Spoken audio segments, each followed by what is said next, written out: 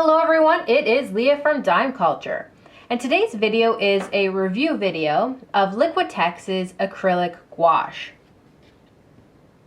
Just had to make that even. Okay, so in today's video we are going to be doing a few things. One is going to be going over a brief description of gouache is. The second is going to be looking at some preliminary tests that I did when I first got this paint back in February. And the most important part of today's video is while discussing my thoughts, opinions, and actually critiquing the features of this paint, we are going to be painting something. So you're going to be able to watch this paint in action as this beautiful penguin is being painted. Okay, so I think it's a penguin. One of my friends says it does not look like a penguin, but that's okay. I'm calling it a penguin. We're painting a penguin. So let's first get into what gouache is. Okay, so this part is where I find gouache. Originally, when I first got into really looking into this form of medium, I found it very confusing because gouache itself, one, is a funny word. I love saying it. Just say it with me, people. Gouache, gouache, gouache, gouache, gouache, gouache, gouache, gouache. It sounds like a sound effect. The paint itself is kind of like the love child of acrylic paints and watercolors, because the paint itself is supposed to be just like watercolors, but opaque. However, there are two versions of gouache paint. There are your traditional ones, which is like this brand here. Holbein has this one. There's also Winsor & Newton and Arteza. I don't know. I've never used that paint before, but they have a version of it as well, where this paint here comes in a traditional sized packaging like watercolors. You put it down on a palette, a plate, whatever you're using, and once it dries you can re-wet it and reuse it. Where acrylic gouache, on the other hand, it doesn't let you re-wet it. So once it's dried, it's dried. So let me go over something here. So acrylic gouache is more, I would say, on the side of being like an acrylic paint. It is acrylic paint that is matte versus your traditional acrylics, which when once dry is shiny. This, on the other hand, should be matte. So there are a couple of brands out there that do this. The two brands that I've used personally is this Holbein brand and then the Liquitex one, which is new to me as of February. So it's not new, but still new. Let's just call it new. The reason why I was attracted to this, like the main reason, was look how big this bottle is. It's gigantic. And then compare it to its competitive brand here. It's only got 20 ml in it, where this one's 59. I'm going to go into this into greater detail because it's one of those things that honestly I think is a pro about it, and I'm going to be talking about it a little later in the video. But this is what attracted me to it. This size alone. What I want to show you next is how cool it is. Okay, so it comes in a bottle. It has a little spout on the end right here where the paint comes out. And then the lid, let me try to find the light. Whew, there you go. The lid has also a little thingy here in it. So then that way you can just put this in there and it's a added way of keeping it, you know, moist. What? So it doesn't dry out basically. So it's really cool. It's easy to use. You don't have any excess stuff at the bottom. And because you know when you're trying to roll watercolors, they can, yeah, they're sometimes hard to get paint on at the bottom. Anyways, I don't want this video to be too long, so I'm trying not to go overboard, but I think I'm already 5 minutes in. Oh boy. So let's move on. The next thing that is really nice about this bottle is that you can put a big brush in here if you wanted to. So let's just close that up and then go into something that I think is useful to discuss at the beginning, and that is when you first get something new, you want to test it out. So I've done a couple of things to look at the paint itself. And when I first got it back in February, I actually filmed a video of me opening the bottles for the first time, swatching out the colors. I did a color wheel, but I just don't feel like editing that video. I started to edit the video, and I'll be very honest, I didn't really pay attention to what I was doing. So some of the stuff is in frame, some of the stuff is out of frame. I was just so excited. Anyways, we'll just have a better video like this anyways, because then that way I can give you my actual opinion after using it for several months. But yeah, I swatched them out, and this is where I was discussing how gouache is supposed to be you can dilute it and use it kind of like watercolors, but it'll be more opaque. I am going to post photos of this on Dime Culture, so there is going to be a link in the description section below where you can go in and see these photos in greater detail, especially because if you wanted to take a look at how they actually dilute. Like the black here, it granulated, which I thought was interesting. So now that that is over, let's get into the actual painting process. All right, let's start off with me telling you the colors that I purchased and a little bit about those colors.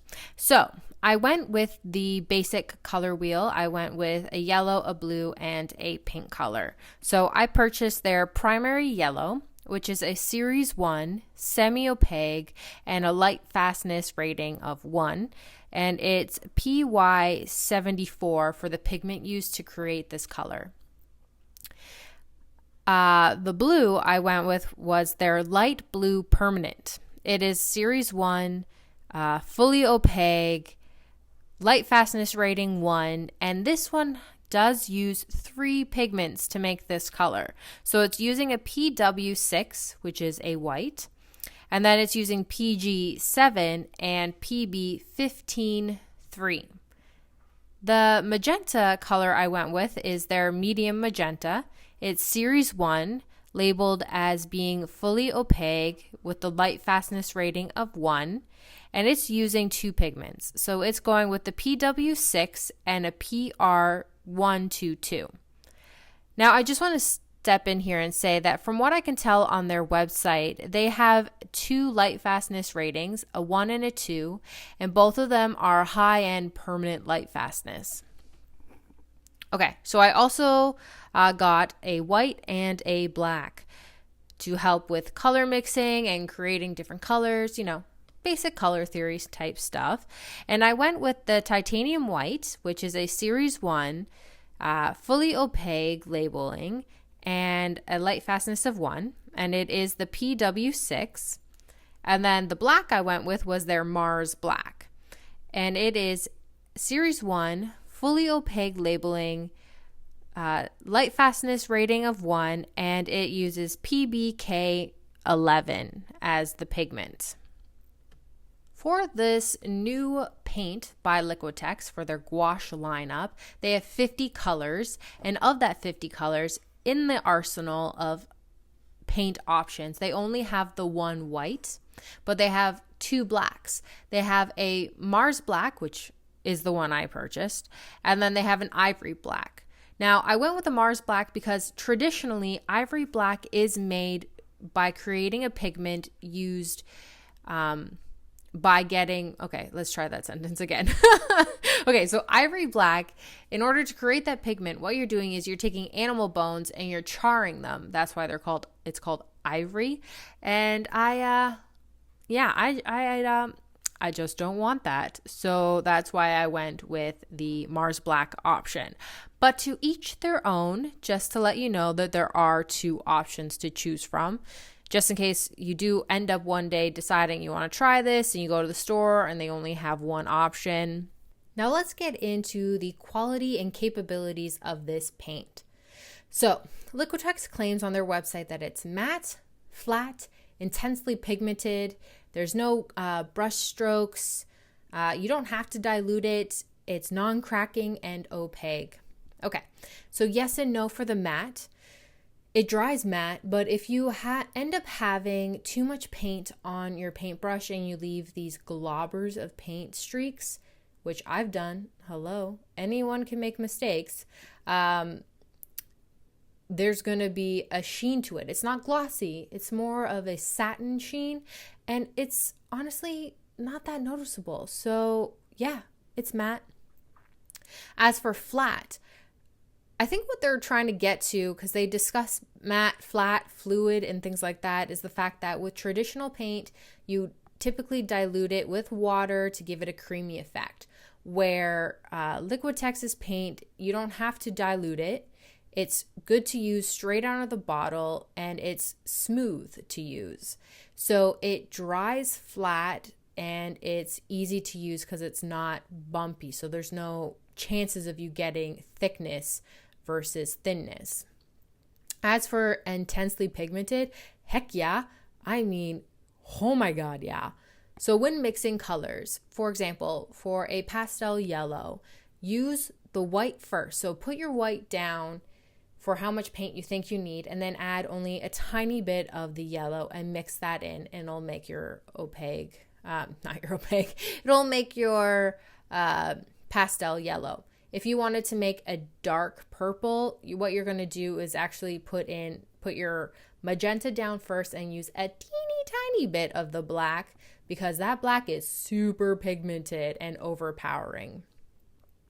As for brush strokes, yes, there are brush strokes, but it's not like, I think it's more comes down to users and how you paint and what's happening while you're painting. So if you have too much paint on your paintbrush and you leave streaks of thick paint versus thin paint, you're going to see brush strokes. If you have too much water on your brush from cleaning off a color and going to the next color, you're actually diluting it a bit. So when you're painting and then adding the next layer of paint and so forth, what you're doing is diluting the color and creating the effect of brush strokes. I've done it. I did it in this painting you're watching right now. It happens. Is it annoying? Not so much. It just comes down to users getting used to the paint. And I myself am still in that stage. I know I've had it since February, but you know, accidents happen. You just got to really make sure that brush of yours is dry. Now, let's discuss cracking. This thing does not crack. So with other paints like traditional gouache, if you add too many layers, it can crack.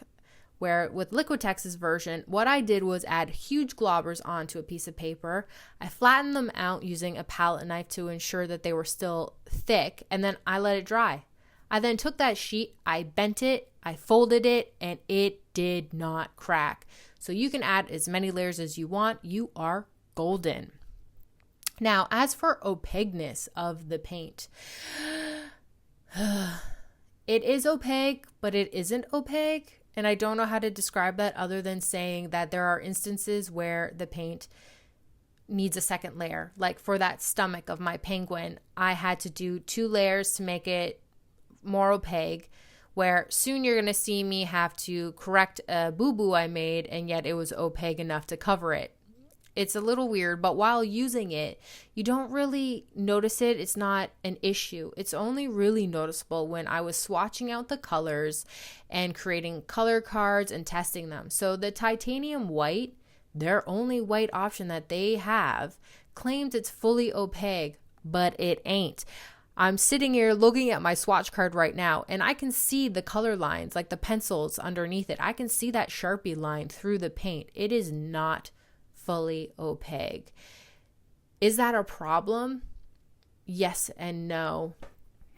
I mean, did it affect my painting? Does it create annoying things while creating art? No.